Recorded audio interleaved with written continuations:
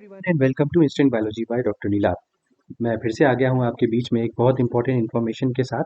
इस समय मैं Indian institute of technology Dharwad की वेबसाइट के ऊपर हूँ और यहाँ पे नोटिफिकेशन आ चुका है एडमिशन्स टू पीएचडी प्रोग्राम के लिए। तो ये वीडियो लास्ट तक ज़रूर देखिएगा, इसमें मैं आपको सारी डिटेल्स देने वाला हूँ।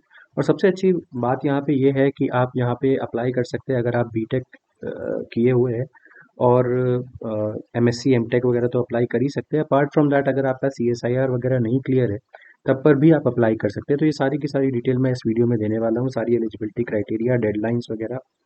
वीडियो शुरू करने से पहले आपसे एक हम्बल रिक्वेस्ट है कि अगर आपको इस चैनल पर दिया जाने वाला कंटेंट पसंद आता है तो इस वीडियो को ज़रूर लाइक करिएगा और चैनल को सब्सक्राइब किए बिना नहीं जाइएगा। तो अगर आप सब्सक्राइब करते हैं तो इससे हमें और भी ज़्यादा स्टूडेंट्स तक पहुँचने के लिए रीच मिलती है और एक हमारे लिए एक मोटिवेशन के तरीके से काम करता है। तो सबसे पहले तो इसकी वेबसाइट देख लेते हैं। ये वेबसाइट मैं डिस्क्रिप्शन सेक्शन में दे दूंगा, आप डायरेक्टली अप्लाई कर सकते हैं वहाँ से आके। नीचे स्क्रॉल करते हुए जाएंगे तो यहाँ पे आप देख सकते हैं पीएचडी एडमिशन्स के लिए इन्फॉर्मेशन दी गई है। तो PhD admissions is now open for autumn 2024-25 session और ये मई 15 2024 शाम 5 बजे तक इसकी डेडलाइन है। तो आप नीचे स्क्रॉल करते हुए जाएंगे तो कौन कौन से एरियाज़ में यहाँ पे पीएचडी हो रही है। तो PhD program is open for department of biosciences and bioengineering, chemical engineering, chemistry, civil, infrastructure engineering, तो बहुत सारे एरियाज़ में यहाँ पे पीएचडी हो रही है। इसको अप्लाई करने से पहले आपको मैं ज़रूर एक चीज़ सजेस्ट करना चाहूँगा कि पहले आप पीएचडी एडमिशन ब्रोचर ऑटम 2024 ये जो ब्रोचर है इसके ऊपर ज़रूर क्लिक करें और क्लिक करने के बाद आप एक पीडीएफ डाउनलोड कर पाएंगे, जिसको मैं ऑलरेडी डाउनलोड कर चुका हूँ। पहले इसको पढ़ लीजिए एक बार, उसके बाद ही अप्लाई करिएगा। जैसा कि मैंने कहा कि ऑटम सेशन 2024-25 के लिए एडमिशन्स यहाँ पे हो रहे हैं। जब आप नीचे स्क्रॉल करते हुए जाएंगे तो यहाँ पे बहुत सारा जो इसका कंटेंट लिस्ट है वो मिल जाएगा आपको, लेकिन मैं जो जो चीज़ें ऑलरेडी यहाँ पे मार्क कर चुका हूँ वो इम्पॉर्टेंट है, उसको ज़रूर देख लीजिएगा। तो हम स्क्रॉल करते हुए नीचे बढ़ रहे हैं। एप्लीकेशन ओपन होने की डेट 8/4/2024 यानी कि 8 अप्रैल है। लास्ट डेट अप्लाई करने के लिए 15 मई है। शॉर्ट लिस्टेड कैंडिडेट्स की एलिजिबल जो कैंडिडेट्स हैं उनकी जो लिस्ट आ जाएगी वो 17 तारीख को आ जाएगी, 17 मई को। इंटरव्यू शेड्यूल 18 मई से लेकर के 20 जून तक होगा। इसके अलावा अगर हम लोग बात करते हैं declaration of provisional list of selected waitlisted candidates, तो 3/7/2024 admission process for recommended candidates till 10/7/2024 और वेट लिस्टेड कैंडिडेट्स का एडमिशन जो है वो 11/7/2024 या ऑनवर्ड्स शुरू हो जाएगा।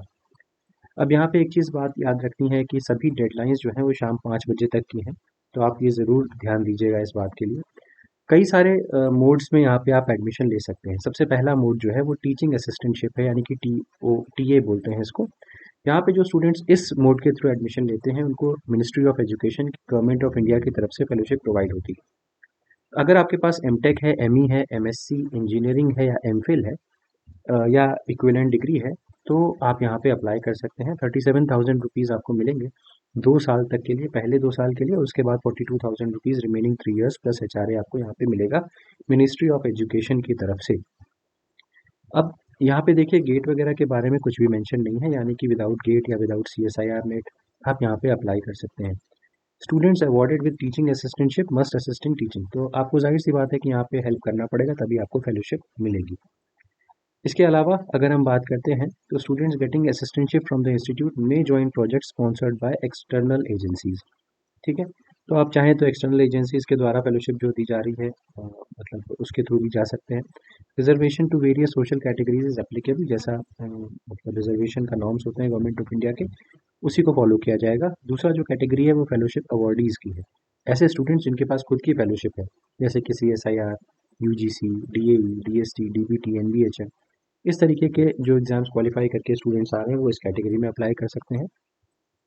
PMRF की बात करूँ तो प्राइम मिनिस्टर्स रिसर्च फेलोशिप, ये एक अलग टाइप की फेलोशिप है और ये अलग अलग जितने भी IITs हैं, आइसर्स हैं, इंडियन इंस्टीट्यूट ऑफ साइंस हैं, इसके अलावा सेंट्रल यूनिवर्सिटीज़ या NITs हैं, वहाँ पे PMRF की स्कीम चलती है, उसके थ्रू भी आप फेलोशिप ले सकते हैं। विश्वेश्वरैया PhD फेलोशिप जो है ये भी आपको मिल सकती है, लेकिन ये इंस्टीट्यूशनल फेलोशिप होती है। यहाँ पे आप देख सकते हैं, इसको स्टडी कर सकते हैं अगर आप इस फेलोशिप के अंडर में अप्लाई करना चाहते हैं। अपार्ट फ्रॉम दैट यहाँ पे प्रोजेक्ट असिस्टेंटशिप भी अवेलेबल है। प्रोजेक्ट असिस्टेंटशिप मतलब जो किसी एक पर्टिकुलर डिपार्टमेंट में जो प्रोजेक्ट्स चल रहे होंगे उनमें ज्वाइन करके आप यहाँ पे फेलोशिप उठा सकते हैं और PhD भी साथ साथ में कर सकते हैं। यहाँ पे एक्सटर्नल स्पॉन्सर्ड PhD भी है और इसके अलावा इंस्टीट्यूट स्टाफ जो पीएचडी करना चाहते होंगे उनके लिए भी यहाँ पे एकोमोडेशन है। अब बात करते हैं general guidelines for applying online. एक बड़ी इंपॉर्टेंट बात यहाँ पे ये है कि आपको एक ही बार में पूरा फॉर्म फिल करना पड़ेगा। दैट मीन्स अगर आपका डिस्कनेक्ट हुआ बीच में या आपने फॉर्म छोड़ना चाहते हैं तो ये नहीं हो सकता, क्योंकि proceed save and proceed option यहाँ पे नहीं दिया गया है। ठीक है, तो ये बात आपको ध्यान में रखनी है। अब यहाँ पे एक फ़ीस भी है, यानी कि आपको फ़ीस पे करनी पड़ेगी, हालांकि फ़ीस बहुत नॉमिनल है। तो यहाँ पे देख सकते हैं जनरल ईडब्ल्यूएस ओबीसी या सभी कैंडिडेट्स के लिए, बाकी सभी कैंडिडेट्स के लिए 200 रुपये है। Women SC ST PWD candidates के लिए 100 रुपये यहाँ पे फीस है। ठीक है, application fee is as follows, please visit the link given below and choose application fee MTech MS PhD, ये वाला आपको चूज करना है और उसके बाद आप फीस फिल कर सकते हैं। देखिए, जब आप फॉर्म फिल कर रहे होंगे तो आपको इन चीज़ों की ज़रूरत पड़ेगी: Skype ID, Gmail ID for GMeet, passport size photo, GATE qualification, statement of purpose, list of fellowship awards, publication, इन सारी चीज़ों की ज़रूरत पड़ेगी। तो आप इन चीज़ों को अपने पास रेडी रखिएगा फॉर्म फिल करते समय। यहाँ पे ये भी एडवाइस किया जा रहा है कि आप इस इंस्टीट्यूट का जो वेबसाइट है वो रेगुलरली विजिट करते रहें, ताकि इन केस कोई भी चेंजेस हो, कोई भी इश्यूज़ हो तो आपको पता चल सके। नीचे स्क्रॉल करते हुए जाएंगे तो यहाँ पे हॉस्टल, क्योंकि ये पूरा रेजिडेंशियल कैंपस है तो आपको हॉस्टल वगैरह सारा कुछ अलॉट होगा, और जब आप वहाँ पहुँचेंगे इंस्टीट्यूट में तो आपको हॉस्टल रूम अलॉट कर दिया जाएगा। फीस यहाँ पे दी हुई है, ज़्यादा महंगी या ज़्यादा कॉस्टली फीस आईआईटीज़ की होती नहीं है पीएचडी प्रोग्राम के लिए खासकर, तो आप यहाँ पे चेकआउट कर सकते हैं। इसके अलावा नीचे अगर हम स्क्रॉल करते जाएँ तो अब एलिजिबिलिटी क्राइटेरिया एक एक करके देखते हैं। अगर मैं बीएस, बीई या बीटेक के स्टूडेंट्स की बात करूँ, 4 साल की जिन डिग्री है जिनके पास, वो bio informatics, chemistry, biotechnology, microbiology, life science वगैरह से अगर मास्टर्स करके आ रहे हैं, सॉरी बैचलर्स करके आ रहे हैं, उनके पास गेट का स्कोर है तो वो ज़रूर अप्लाई कर सकते हैं।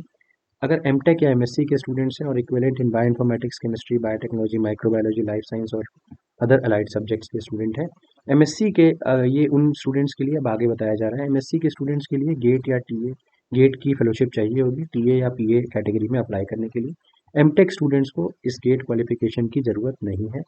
और इसके अलावा junior research fellowship, CSIR, UGC जो फेलोशिप्स हैं और other relevant funding agencies is mandatory for FA category, यानी कि फेलोशिप अवेलेबल जो कैटेगरी है, फेलोशिप अवॉर्डी जो अगर इस कैटेगरी में अप्लाई करना चाहते हैं तो आपके पास ये फेलोशिप्स होनी चाहिए।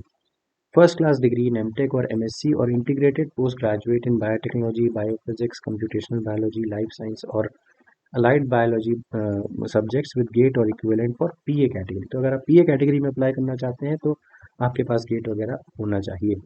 ठीक है, यहाँ पे अगर आपने देखा होगा तो इधर एमटेक स्टूडेंट्स को गेट से एग्जेम्पशन मिला है टीए कैटेगरी के लिए, लेकिन पीए कैटेगरी में आपको गेट चाहिए होगा। Minimum score in qualifying degree देखें तो 60% मार्क्स है यहाँ पे, सीजीपीए पे देखेंगे तो 6.0 सीजीपीए मिनिमम चाहिए। ठीक है, अब सिलेक्शन प्रोसेस जो होगा वो आपको जानकारी होनी चाहिए कि यहाँ पे आपका इंटरव्यू के बेसिस पे सिलेक्शन होता है। सिलेबस की बात करते हैं तो यहाँ पे देखिए बायोलॉजिकल साइंसेज की फील्ड में सिलेबस यहाँ पे पूरा दिया हुआ है, आप इसको स्टडी कर सकते हैं। फोकस एरिया, अच्छा एक चीज़ और देखिए, यहाँ पे फोकस एरिया ऑफ रिसर्च जो है वो इतनी 4 एरियाज में रिसर्च होती है।